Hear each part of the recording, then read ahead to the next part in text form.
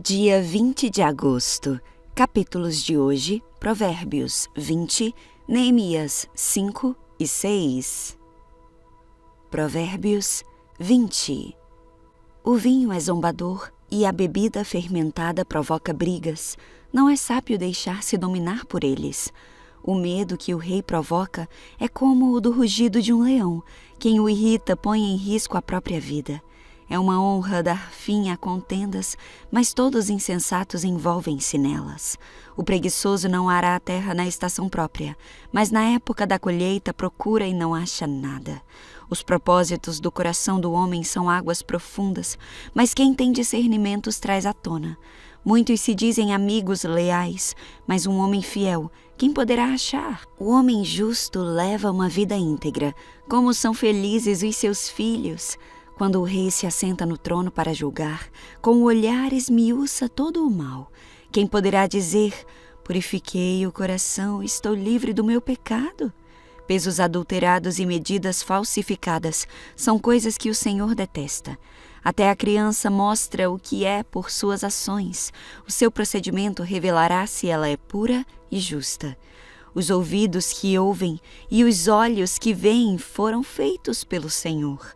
Não ame o sono, ou você acabará ficando pobre. Fique desperto e terá alimento de sobra. Não vale isso, não vale isso, diz o comprador. Mas quando se vai, gaba-se do bom negócio. Mesmo onde há ouro e rubis em grande quantidade, os lábios que transmitem conhecimento são uma rara preciosidade. Tome-se a veste de quem serve de fiador ao estranho. Sirva ela de penhor de quem dá garantia a uma mulher leviana. Saborosa é a comida que se obtém com mentiras, mas depois da areia na boca. Os conselhos são importantes para quem quiser fazer planos, e quem sai à guerra precisa de orientação. Quem vive contando casos não guarda segredo, por isso evite quem fala demais. Se alguém amaldiçoar seu pai ou sua mãe, a luz de sua vida se extinguirá na mais profunda escuridão. A herança que se obtém com ganância no princípio, no final não será abençoada. Não diga, eu o farei pagar pelo mal que me fez. Espere pelo Senhor, e Ele dará a vitória a você. O Senhor detesta pesos adulterados e balanças falsificadas não o agradam. Os passos do homem são dirigidos pelo Senhor. Como poderia alguém discernir o seu próprio caminho? É uma armadilha consagrar algo precipitadamente. É só pensar nas consequências depois que se fez o voto. O rei sábio abana os ímpios e passa sobre eles a roda de debulhar. O espírito do homem é a lâmpada do Senhor e vasculha cada parte do seu ser. A bondade e a fidelidade preservam o rei. Por sua bondade, ele dá firmeza ao seu trono. A beleza dos jovens está na sua força, a glória dos idosos nos seus cabelos brancos. Os golpes e os ferimentos eliminam o mal. Os açoites limpam as profundezas do ser. Neemias 5. Por esse tempo, alguns homens e suas esposas fizeram um grande protesto contra os seus irmãos judeus. Alguns deles diziam: nossas famílias são grandes, precisamos de mais alimento para sobreviver. Outros diziam: hipotecamos nossos campos, nossas videiras e nossas casas para conseguir comida durante esse período de escassez.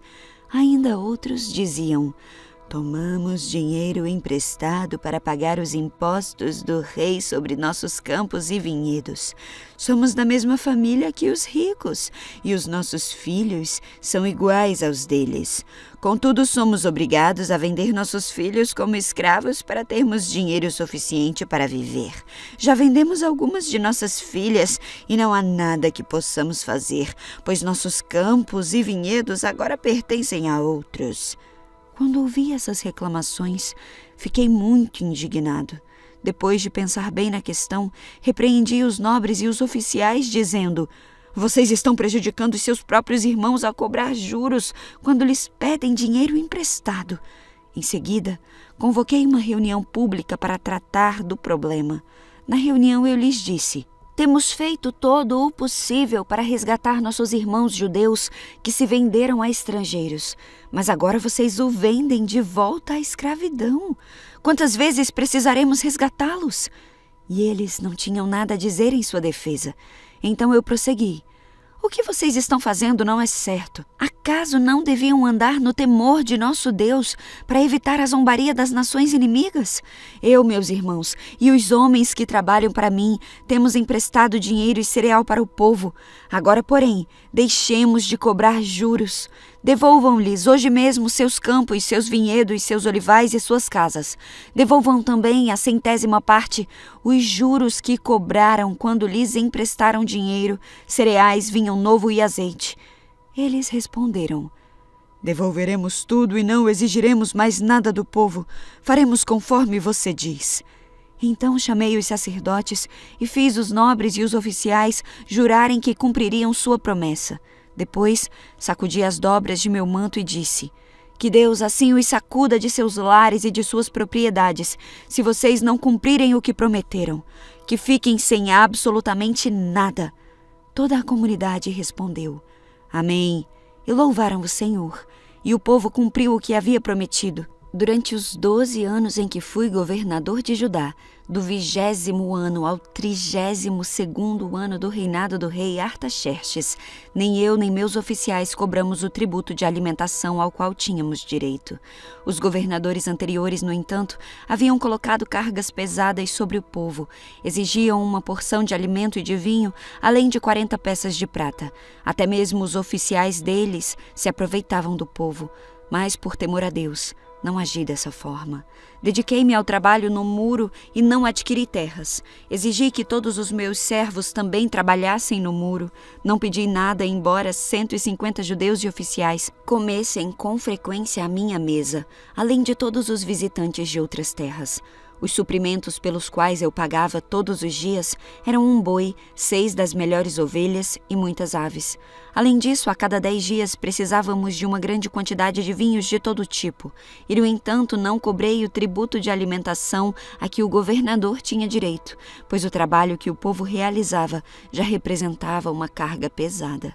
Lembra-te, ó meu Deus, de tudo o que tenho feito por este povo e abençoa-me por isso. Neemias 6.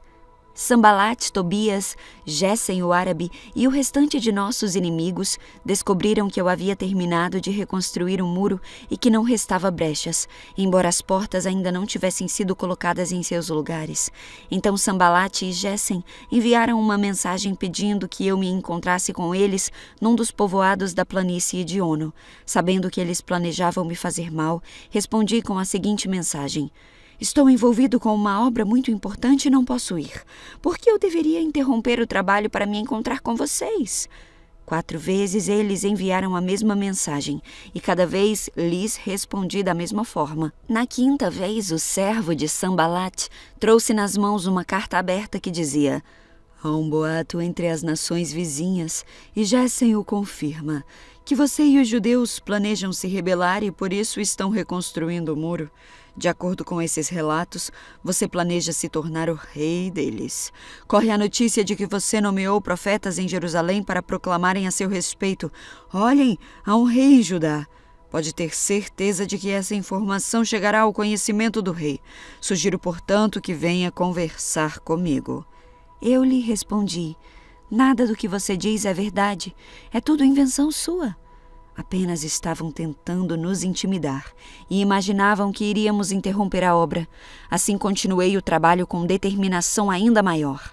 Algum tempo depois, fui visitar Semaías, filho de Delaías e neto de Meetabel, que não podia sair de sua casa. Ele disse: "Vamos nos encontrar no templo de Deus e trancar as portas. Esta noite seus inimigos virão matá-lo." Eu, porém, respondi: "Alguém de minha posição deve fugir do perigo? Alguém como eu deve entrar no templo para salvar a vida? Não farei isso." Percebi que Deus não tinha falado com Semaías, mas que ele havia sido contratado por Sanbalate e Tobias para anunciar essa profecia contra mim. Eles esperavam me intimidar e me fazer pecar. Assim, poderiam me difamar e me desacreditar. Lembra-te, ó meu Deus, de todo o mal feito por Tobias e Sambalate, e lembra-te da profetisa Noadia e de todos os outros profetas que tentaram me intimidar. Por fim, no dia 12 de outubro, 52 dias depois que começamos o trabalho, o muro ficou pronto. Quando nossos inimigos e as nações vizinhas souberam disso, ficaram assustados e sentiram-se humilhados. Perceberam que a obra havia sido realizada com a ajuda de nosso Deus. Durante esses 52 dias, Tobias e os nobres de Judá trocaram várias cartas. Muitos em Judá haviam jurado lealdade a Tobias, pois seu sogro era Secanias, filho de Ará, e seu filho era Joanã, era casado com a filha de Messulão, filho de Berequias. Eles sempre me falavam das boas ações de Tobias e lhe contavam tudo o que eu dizia, e Tobias continuava a mandar cartas de ameaça para me intimidar.